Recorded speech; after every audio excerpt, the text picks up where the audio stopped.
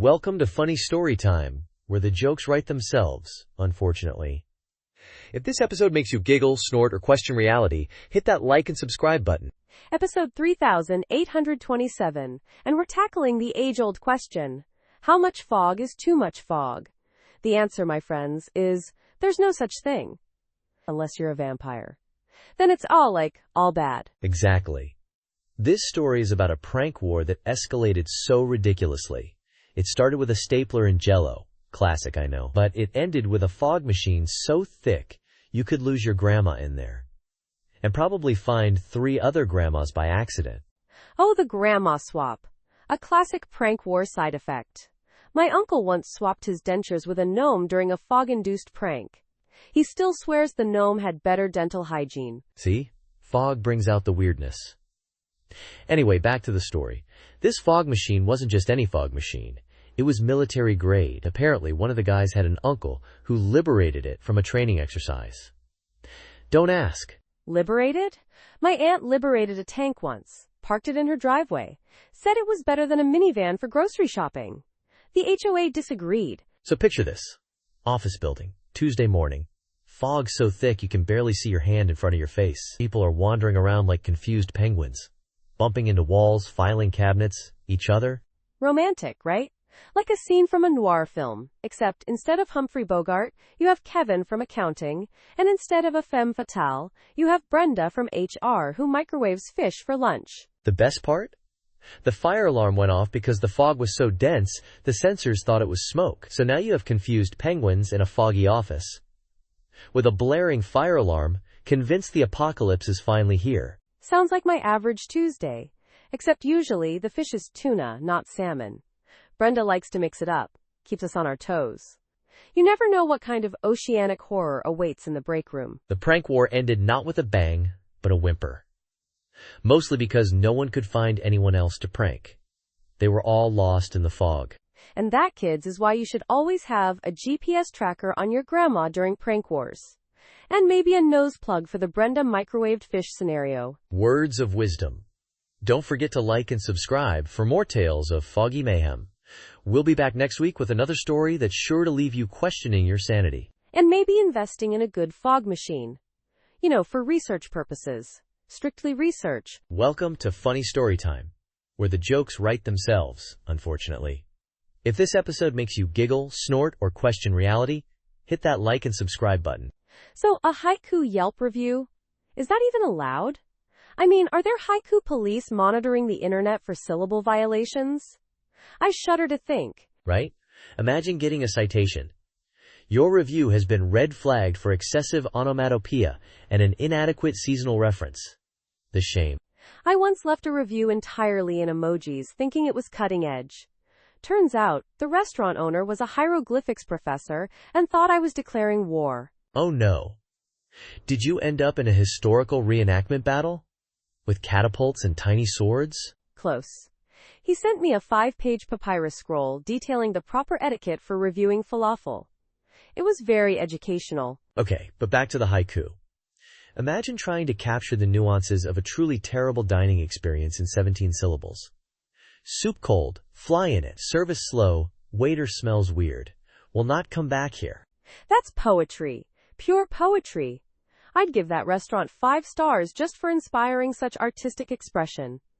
Maybe we should start a Yelp haiku consultancy? We could call it 5-7-5-star reviews. We'd be millionaires. We'd be swimming in bowls of complimentary miso soup.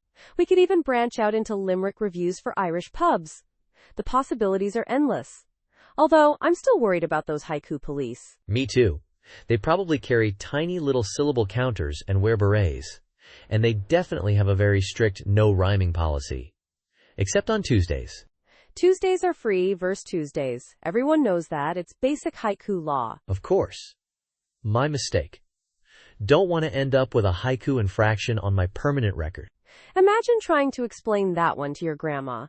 Nana, I got arrested for poetry. Welcome to Funny Story Time, where the jokes write themselves, unfortunately. If this episode makes you giggle, snort, or question reality, hit that like and subscribe button. Episode 3827, and the saga continues. 1,000 spoons. No forks. Just an overwhelming, gleaming mountain of spoons. It's like a cutlery dystopia. Right? I ordered a single steak knife, a sensible side salad, and somehow ended up the unwitting owner of Spoon Mountain. I'm considering charging admission. You could start a spoon museum. Spoonhenge. Exhibit A. The Lonely Spork, exiled for its dual nature. Genius. We'll have interactive exhibits. Spoon jousting, spoon carving, competitive spoon feeding. The possibilities are endless, yet somehow all spoon-related. Imagine the influencer marketing. Spoons, not just for soup anymore. We'll be richer than, well, someone with 1,000 spoons and no way to eat a steak. I tried calling customer service. They put me on hold, played a loop of spoon-clinking ASMR, and then hung up. The audacity! Classic. Did you try explaining the sheer impracticality of 1,000 spoons? Did you mention the steak, lonely and uneaten, weeping softly on your plate? Of course. I painted a vivid picture of my plight. A man, a steak, a mountain of spoons. A modern tragedy. They seemed more concerned about my excessive use of the word spoon. They probably thought you were a bot. Or part of some elaborate spoon-based conspiracy. They're on to us. Quick, hide the sporks. They're the key to it all. They'll unlock the secrets of the universe. Or at least, help me eat this darn steak. I bet the delivery driver just mixed up the orders. Somewhere out there, a soup kitchen is desperately trying to stir vats of broth with a single, lonely steak knife. The cosmic irony. It burns. Meanwhile, I'm building a spoon throne. My reign of spoon-based terror has only just begun. All hail the Spoon King. May your reign be long and styry. Interpretive dance and fire? That's not a class presentation, that's a Tuesday night at my local community theater. Although, last week it was interpretive mime with sparklers, budget cuts. You know. Oh, sparklers? Amateur hour. My cousin Dmitri once did an interpretive dance about the Russian Revolution with actual Molotov cocktails. Got an A+, and a visit from the fire marshal. Molotov cocktails? That's taken method acting a bit far, isn't it? I mean, did he at least get extra credit for historical accuracy? Extra credit? He got a scholarship to a prestigious arson academy. Just kidding. He got expelled. And a lifetime ban from all Russian-themed restaurants. Makes sense. Imagine him ordering a beef stroganoff. 1 beef stroganoff, extra flammable, please. Although, that does sound kinda delicious. In a fiery, chaotic sort of way. You'd think the fire would at least improve the food, right? Like, seared to perfection? But no, apparently burning down the kitchen doesn't count as culinary innovation. I once saw a guy try to make toast with a flamethrower. Turns out, burnt toast tastes the same no matter how dramatically it's created. Did he at least get a good Instagram story out of it? That's the most important part, right? Influencer life is tough. Oh, absolutely. He got like 2 likes. One from his mom, and one from the local fire department's official account. With a comment that read, "Please don't do this." Classic. Proof that the internet is a supportive and nurturing space for artistic expression. The best. Now, if you'll excuse me, I'm off to perfect my interpretive dance about the dangers of online validation. With fireworks, obviously. Oh, please record it.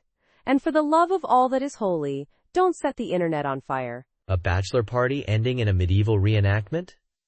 Okay, I've seen some wild stag do's, but this takes the chainmail. Were they jousting with inflatable swords while wearing those silly cone hats? Worse. Way worse. Apparently they stumbled upon a full-blown Renaissance fair. Think full contact, real weapons, questionable hygiene.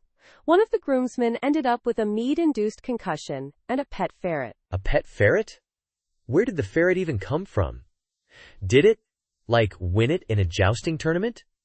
Brave Sir Reginald, your prize is this surprisingly vicious woodland creature. Nobody knows. It just appeared. They named him Bartholomew, and now he's apparently the ring bearer. They even knitted him a tiny little velvet pillow. It's ridiculous. Bartholomew the ferret ring bearer. This is peak bachelor party chaos. I bet the bride is thrilled. Imagine explaining that one to Grandma. Yes, Nana, the ferret is family now. She actually thinks it's hilarious. She's now demanding they incorporate the ferret into the wedding vows. Something about symbolizing their wild and untamed love. eyes. I'm starting to think I need new friends. You and me both. This is a whole new level of weird. I just hope Bartholomew doesn't bite the vicar during the ceremony. Or worse, develop a taste for wedding rings. Oh no, that gives me an idea for a horror movie. Bartholomew's Revenge, The Ring Bearer Bites Back. Coming soon to a theater near you, probably starring Nicolas Cage. Please no. Don't give Hollywood any ideas. The last thing we need is a cinematic universe based on a ferret-themed wedding disaster. My brain can only handle so much. Too late. I've already sold the rights for a six-figure sum and a lifetime supply of ferret-shaped cheese puffs. They're surprisingly addictive. You're joking, right? Please tell me you're joking. I need a drink. A strong one. Preferably something medieval-themed. Maybe some mead? Only if it comes with a complimentary ferret. Think of the branding opportunities. A company retreat trust fall into a lake? That sounds less like team building and more like a recipe for soggy lawsuits. Oh, it was mandatory. They said it would foster deeper connections. I think they meant deeper connections with the local algae. Did anyone actually fall? Or did they just stand there awkwardly, politely declining a dip in the questionable water? Oh, people fell. Brenda from accounting took the plunge with such gusto I thought she was trying out for the high dive team. Turned out she thought it was the company pool. I bet HR had a field day with that one. Imagine the paperwork. Incident report, Brenda versus the ecosystem. Worse, the lake was apparently home to a family of territorial swans. They weren't too keen on the influx of corporate invaders. Let's just say there were some feathery altercations. Feathery altercations? That sounds like something straight out of a Monty Python sketch. Did anyone get knighted by a particularly aggressive swan? Close. Gary from marketing got a swan bite right on the, well, let's just say he won't be sitting comfortably for a while. They called him Sir Gary of the Sore Behind for the rest of the retreat. I'm starting to think I'd rather face a performance review than a trust fall into swan-infested waters. Tell me about it. Next year, I'm suggesting a pottery class. Less chance of waterfowl attacks, more chance of creating something truly hideous. It's a win-win. Unless someone throws a clay swan at Gary. Just to relive the trauma. Oh, absolutely. We could even make little swan figurines and recreate the whole incident as a stop-motion film. Call it Swan Lake, the corporate edition. Genius. We could sell tickets. The proceeds could go towards Gary's recovery fund. And maybe some swan therapy for the swans. They probably need some time to de-stress after the whole corporate invasion thing. Poor birds. I hear ya. They probably just wanted to enjoy their algae in peace. Less than / person one greater than, less than person one greater than. Okay, so he's at this book signing, right? Smiling, signing copies, totally oblivious. And I walk up, holding the book like it's a biohazard. I'm already cringing. Did you at least wear gloves? You don't know where that A-tie's been. Gloves? Please. I had a full hazmat suit on. The bookstore owner almost called security, but I explained it was an artistic statement. Did he buy it? He totally did. Anyway, I get to the front of the line and I open the book to a random page. It says, "My toaster betrayed me. It burns everything but bagels. Bagels are sacred." Deep stuff. That AI is clearly experiencing an existential crisis via kitchen appliances. Did he at least write a good dedication? He looks at me, pen poised, and asks, "Who should I make this out to?" I just pointed at the complaint about the toaster. "To the bagel," I said. I would have paid to see his face. So what did he do? He just stared.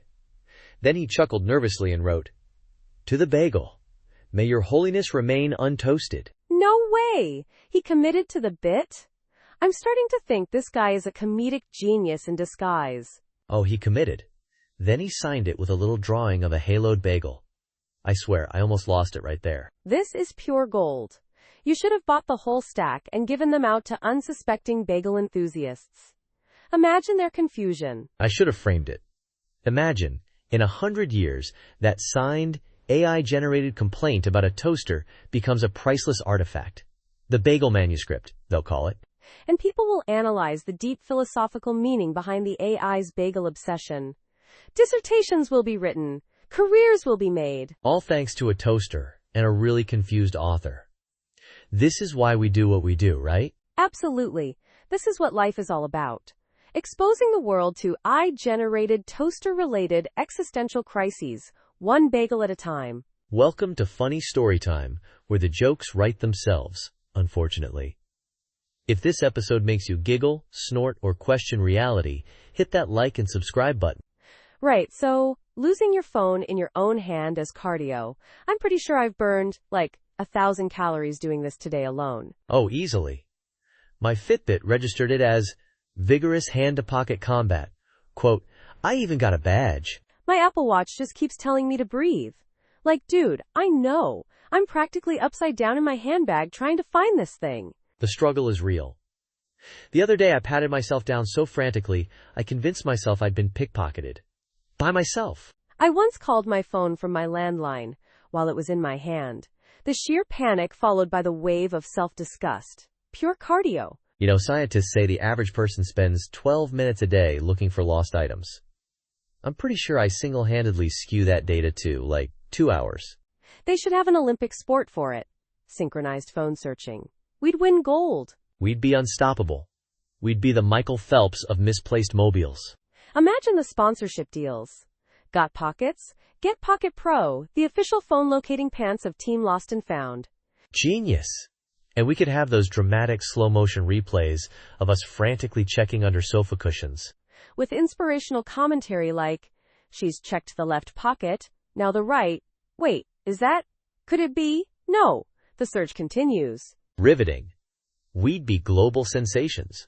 All thanks to the intense cardio workout of misplaced phones. We'd be rich, famous, and still constantly losing our phones. The irony. IKEA for a bachelor party? That's either genius or tragically depressing. I'm leaning towards tragically genius. Oh, it was tragic, all right. Imagine 20 grown men arguing over which Allen wrench is the right one. It was like Lord of the Flies, but with Swedish furniture. Did anyone try to assemble a MLM dresser while slightly intoxicated? Because that's a recipe for disaster and viral TikTok fame. Worse. Gary tried to propose inside a Pax wardrobe. Got stuck. We had to call the store manager to get him out. Turns out, not all wardrobes are symbols of new beginnings. Oh my God. I'm picturing the manager's face. Pure, unadulterated Swedish judgment. Did he at least get a discount on the wardrobe? He practically lived in it for a while there. He tried to argue that being trapped entitled him to a lifetime supply of meatballs. The manager was not amused. Meatball negotiations aside, did anyone actually buy any furniture? Or did you just leave a trail of abandoned Allen wrenches and existential dread? We bought a 4-sig-tig children's stool. Don't ask. It's a long story involving a dare, a tiny stool, and a very confused security guard. Let's just say, Gary's not allowed back in IKEA. This is gold. Pure comedic gold. I'm adding, attend an IKEA bachelor party to my bucket list. Right after, learn to speak fluent Swedish chef. Just promise me you won't get stuck in a display bed. Those things are deceptively comfy. Deal. But if I do, I'm calling you for a meatball intervention. I'm not negotiating with IKEA again. My therapist advised against it. Fair enough. Good therapists are hard to find, especially ones specializing in Swedish furniture-related trauma. Exactly. Now, how are we possibly going to top IKEA for this bachelorette party? So, I walk into therapy, right? Thinking it's just me and the shrink. Turns out, it's a group session. And not just any group, it's like a roast battle waiting to happen. A roast battle therapy session? That's like a support group for comedians with self-esteem issues. Was there a designated roast master, or did everyone just spontaneously combust into insults? Oh, it was spontaneous combustion, all right. First guy up? Starts ranting about how his cat judges him. Then, bam! Someone yells, "Maybe it's because you dress like a rejected pirate." The cat was probably mortified. I bet the therapist just sat there, taking notes like, Patient A, cat issues. Patient B, excellent comedic timing. Potential career change? It's a goldmine for observational comedy. The best part? This lady starts crying about her boyfriend leaving her for a mime, and without missing a beat, some dude goes, "Well, at least he finally found someone who understands his silence." Savage. Oh, the mime burn. That's brutal. Did she at least throw a pie in his face? It seems fitting, given the circumstances. Silent retaliation is the best kind. No pie, sadly. But then, get this, another guy confesses he's afraid of squirrels. Immediately, someone shouts, Don't worry, they're more afraid of your fashion sense, I swear. The squirrels outside were probably nodding in agreement. See? This isn't therapy, it's a comedy writing workshop disguised as emotional support. They should just rename it Laugh at Your Problems and Everyone Else's too. Much more honest. By the end, we were all roasting the therapist. Turns out, her biggest fear is running out of notepads. We suggested she get a whiteboard. Or a tattoo artist. A tattoo artist therapist. Imagine the malpractice lawsuits. Doctor, my emotional scars are now literal scars. Genius. I'm switching therapists immediately. Where do I sign up for this roast therapy? I'll give you the number. But be warned, your deepest insecurities might become everyone else's punchline, and the squirrels might be taking fashion notes. Perfect. I've been working on my squirrel-repelling outfit for months. This is my chance to finally get some professional feedback. Welcome to Funny Story Time, where the jokes write themselves, unfortunately.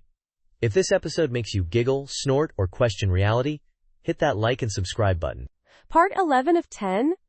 This is already weirder than that time I saw a squirrel wearing a tiny top hat. So, the karaoke machine. Flames. During a power ballad. Was it Total Eclipse of the Heart? Because that song is fire, literally, in this case. I bet it was Bohemian Rhapsody. Picture it. Galileo, Galileo, times FWOOSH. Flames shoot out the tape deck. Pure drama. I heard the guy's hair caught fire too, but he kept singing. True dedication to the craft. Apparently, his high note extinguished the flames. Science! Wait, so his voice was so powerful it put out a fire? I need that kind of vocal power. My shower singing is more likely to start a fire, metaphorically speaking, of course. The fire marshal said the cause was an excess of passion. Can you believe that's an official reason? I'm adding that to my insurance claims from now on. My car spontaneously combusted due to excessive passion for driving. Perfect. I'll try it. Wish me luck. Though, I might end up in jail. I heard they're banning power ballads at karaoke nights now. Apparently the risk of spontaneous combustion is too high. Sad day for dramatic singers everywhere. They should just issue everyone tiny fire extinguishers with their microphones. Problem solved. Bonus points if they're bedazzled. Genius.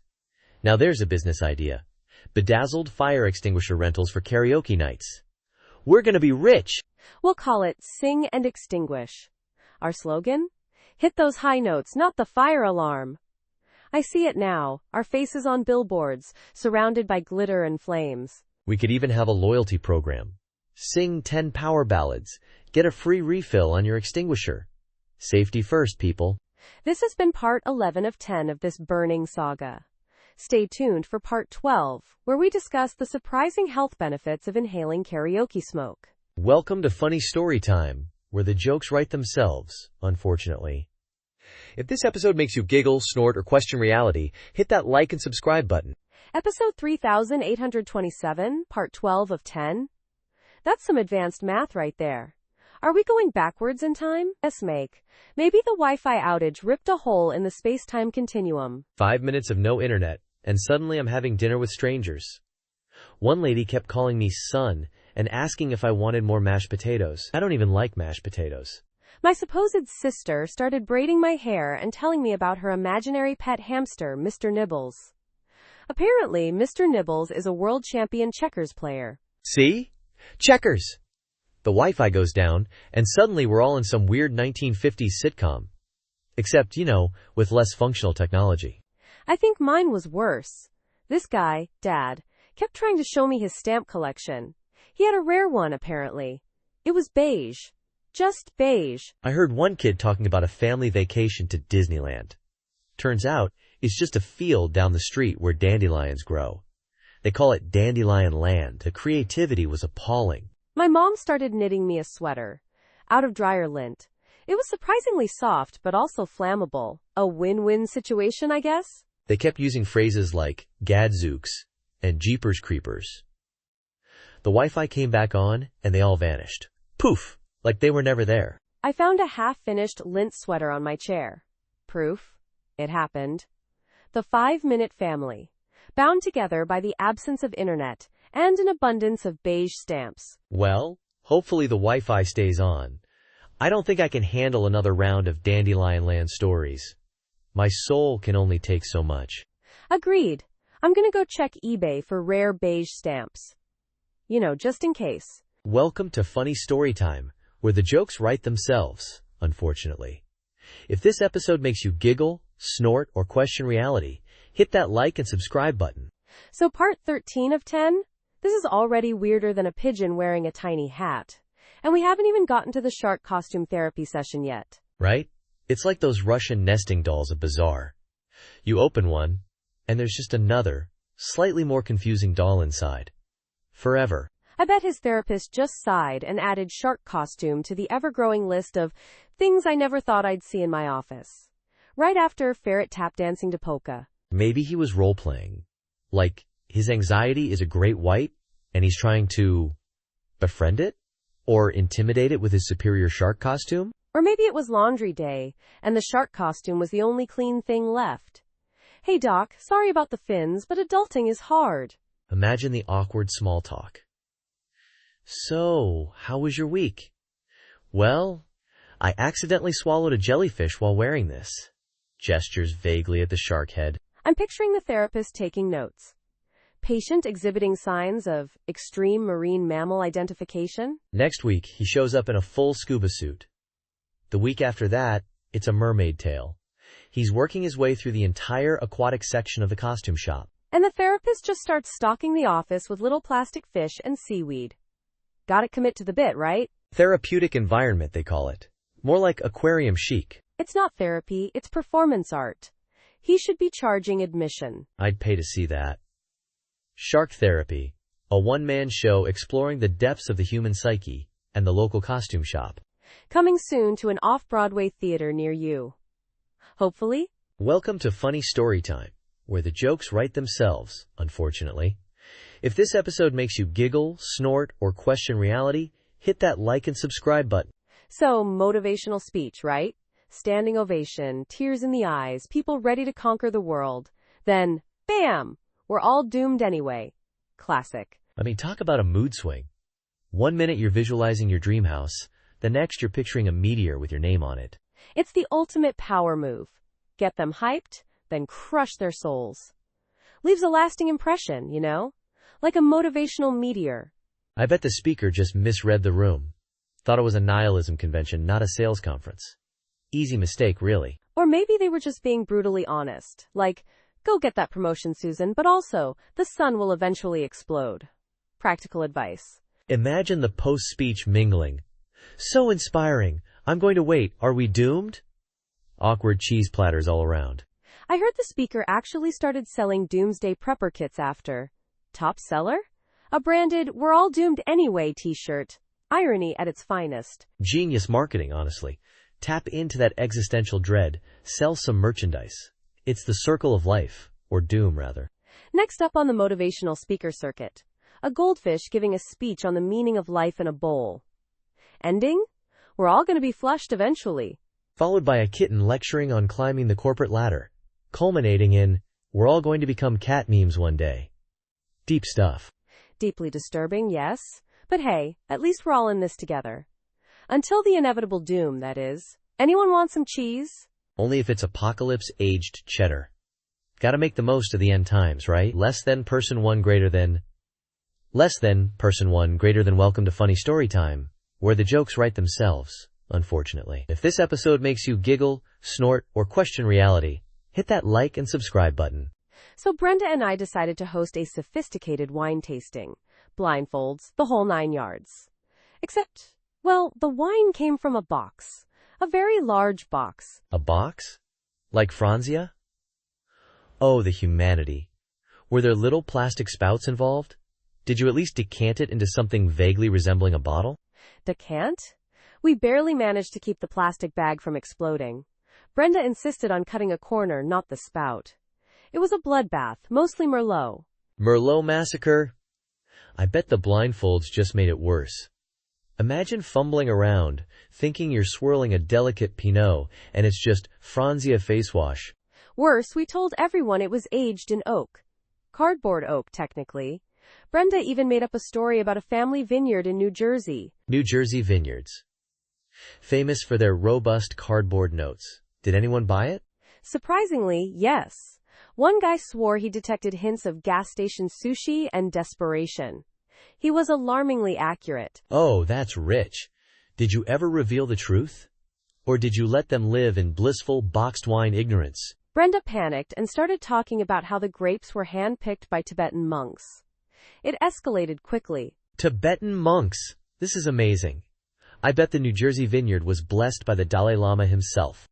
Pretty sure she implied it. By the end, she was claiming the wine had healing properties. One lady tried to bathe her feet in it. Foot-soaking Franzia? That's a new one. I bet podiatrists everywhere are cringing. We had to shut the whole thing down. The last thing I remember is Brenda trying to sell leftover boxed wine as vintage bath salts. This is the kind of content I live for. Vintage bath salts from New Jersey, hand-picked by Tibetan monks. Pure poetry. Less than person one greater than welcome to Funny Storytime, where the jokes write themselves, unfortunately. If this episode makes you giggle, snort, or question reality, hit that like and subscribe button. So this job posting, right, needs 10 years of experience. 10 whole years. I haven't even been alive for 10 years, let alone working. 10 years of experience? That's entry level these days. I remember when I applied for my first paperboy job. They wanted 15 years. Experience delivering newspapers on horseback. Uphill. Both ways. In a blizzard. While juggling chainsaws. The classics. But seriously, I'm 22. How am I supposed to compete with seasoned veterans of the whatever this job even is? Easy. Lie. Just tell them you spent the last 10 years as a highly classified, time-traveling ninja accountant. They'll never know the difference. Right, because times that's believable. Maybe I should say I was frozen in carbonite for 8 years. That explains the youthful complexion, at least. Or you could tell them you're a prodigy. Started your career at 12. CEO by 14. Retired by 18. And now you're just bored. So very, very bored. Oh, the existential dread of early retirement. I could milk that. My yacht got lonely. Sniffle. Works every time. Look, the job market's tough. You gotta get creative. Maybe you can claim you were a child genius who built a multi-billion-dollar company in your basement by age 10, only to lose it all on a risky bet involving a llama and a pogo stick. That's oddly specific. Are you speaking from experience? Because I wouldn't judge. Llamas are notoriously unpredictable. What? No! I would never. Ahem. Moving on. Just pad that resume, kid. Make something up. Who's gonna check? They probably just use those applicant tracking systems, aka the resume black hole. True. They probably just scan for keywords. Time to sprinkle synergy and paradigm shift liberally throughout my resume. And maybe llama whisperer for good measure. Excellent. Just make sure you list your references as Batman and Gandalf. Can't hurt. Good luck. Thanks. I'll let you know if I land an interview or if I get a restraining order from HR. Wish me luck. Welcome to Funny Storytime, where the jokes write themselves, unfortunately. If this episode makes you giggle, snort, or question reality, hit that like and subscribe button. So part 17 of 10? Is this some kind of new math? Maybe it's a snake that's so long it occupies 10 parts of reality, but only 17 at a time. It's like advanced fractions. Right? A 5,000-word script about a snake in an office? This snake better be paying rent. Or at least filing TPS reports. I bet it's better at it than Kevin from accounting. Imagine the water cooler gossip. Did you see Patricia's presentation? Dry as a bone. Yeah, but did you see the snake in the break room? Now that was a captive audience. I bet the snake just slithers into meetings, coils up on the conference table, and stares intently at the PowerPoint. Probably understands more than half the attendees, to be honest. It's the ultimate power move. Forget bringing your dog to work. Bring a boa constrictor. Instant respect. Or at least a wide berth and a panicked call to HR. Oh, that's just Steve. He's in marketing. And also, a reptile. Casual Friday taken to a whole new level. Did they give it a desk? What's its job title? Chief Slithering Officer? Director of SS's strategy? I'm picturing the snake wearing a tiny little tie, trying to type on a keyboard with its tail. The clicky-clacking would be hypnotic, yet terrifying. Oh, and think of the team-building exercises. Trust falls? No thanks, I'll stick with Don't Get Eaten by Steve. Casual Friday now involves wearing khaki shorts and handling live rodents. It's BYOM. Bring your own mouse. You know what the worst part is? The snake probably gets promoted faster than anyone else. Purely out of fear. I bet the snake's performance reviews are just hissing sounds and the occasional shedding of skin. Exceeds expectations. Next episode. The snake becomes CEO. It's a hostile takeover, but surprisingly chill. Welcome to Funny Story Time, where the jokes write themselves, unfortunately. If this episode makes you giggle, snort, or question reality, hit that like and subscribe button. Episode 3827, part 18 of 10. That's some advanced math right there. Are we in a time loop? Should I be stocking up on canned goods? Don't worry about the numbering, it's just our intern messing with the space-time continuum again. So, the yoga instructor. Nervous breakdown mid-stretch. Classic. I bet it was during downward dog. Peak vulnerability, you know? Butt in the air, face on the mat. Prime time for an existential crisis. Apparently he started quoting Nietzsche. That which does not kill us, then just burst into tears. Ruined everyone's chakra alignment, I tell ya. Not Nietzsche. Anything but Nietzsche. My Aunt Mildred had a similar experience during hot yoga. Started babbling about the futility of existence while sweating profusely. I heard the studio now offers a philosophical meltdown class. It's wildly popular with the over-caffeinated philosophy majors. They provide tissues and tiny violins, because that's essential for a good philosophical meltdown. And maybe some calming chamomile tea. Or whiskey. Dealer's choice. They offer complimentary existential dread and a signed photo of Jean-Paul Sartre. It's all very highbrow suffering, you see. Oh, very fancy. I prefer my existential crises served with a side of nachos and a large soda. It's more comforting that way. The yoga instructor, by the way, now runs a squirrel sanctuary. Found his inner peace amongst the nut gatherers, apparently. Good for him. I'm thinking of opening a sanctuary for misplaced socks. They deserve peace too, you know. So many lonely socks out there. You know what they say? A sock in the dryer is worth two in the... Wait, where was I going with that? I'm not sure, but I think we've officially reached peak absurdity. Time to wrap this episode up before the universe implodes from too much weirdness. Welcome to Funny Story Time, where the jokes write themselves, unfortunately. If this episode makes you giggle, snort, or question reality, hit that like and subscribe button. Episode 3827, part 19 out of 10. That's some advanced math right there. Are we sure this isn't a glitch in the Matrix? I blame the squirrels. Definitely the squirrels. So, staring contests with squirrels, huh? Is that like a new extreme sport? 'Cause I'm terrible at it. I get distracted by their fluffy tails. See, my problem is I overthink it. Like, what's going on in that tiny squirrel brain? Is it judging my fashion sense? Is it plotting my demise? The pressure is intense. I once lost a staring contest to a goldfish. I'm pretty sure it wasn't even looking at me. It was just staring into the void, contemplating its existence. Deep stuff. Goldfish are philosophical. Squirrels are ruthless. They have those beady little eyes that just pierce your soul. It's like they're seeing your deepest insecurities. Maybe they're just trying to hypnotize us into giving them all our nuts. Which, let's be honest, I'd probably do. They're persuasive little buggers. According to a study I just made up, 98% of squirrel staring contests end in existential dread for the human. The other 2% end in nut theft. That sounds about right. I'm never making eye contact with another squirrel again. I'll just wear a blindfold when I go outside from now on. Safety first. Or you could wear a giant squirrel costume. Become one of them. Infiltrate their ranks. Learn their secrets. Then, dominate the staring contest arena. Now you're talking. Operation Squirrel Domination is a go. Just gotta find a fluffy tail big enough to hide my shame from all those previous staring contest defeats. This is why we're friends. We turn existential squirrel dread into elaborate heist plots. We're a national treasure. Welcome to Funny Story Time, where the jokes write themselves, unfortunately. If this episode makes you giggle, snort, or question reality, hit that like and subscribe button. So my neighbor's Wi-Fi is called Please Mow Your Lawn. I mean, really, it's not even that long. I mowed it like 2 Tuesdays ago. 2 Tuesdays ago is practically the dark ages in lawn mowing time. I bet your neighbor has a dedicated lawn cam live streaming to their smart fridge. They probably do. And it has a little robotic voice that whispers, Grow, grow. Every time a blade of grass gets longer than 2 millimeters. Mine is worse.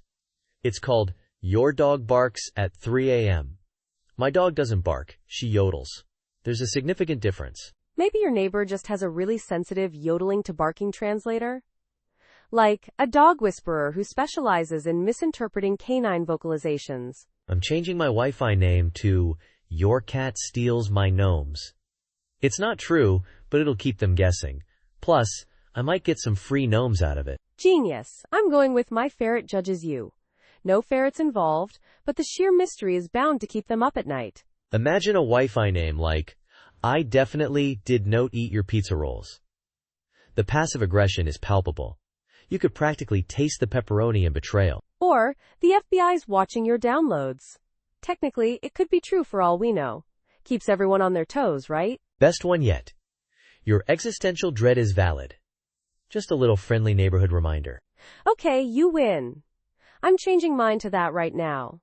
Although, I'm tempted to go with I heard you karaokeing. That one's intensely personal. Savage. Just savage. I applaud you. And now, I think it's time for a Wi-Fi name change. Less than, person 1 greater than. Less than, person 1 greater than. Thanks for surviving that ridiculous ride with us. Remember, laughter may not solve everything, but at least it gives your abs a workout. Until next time, keep questioning reality, preferably out loud and in public. Bye-bye.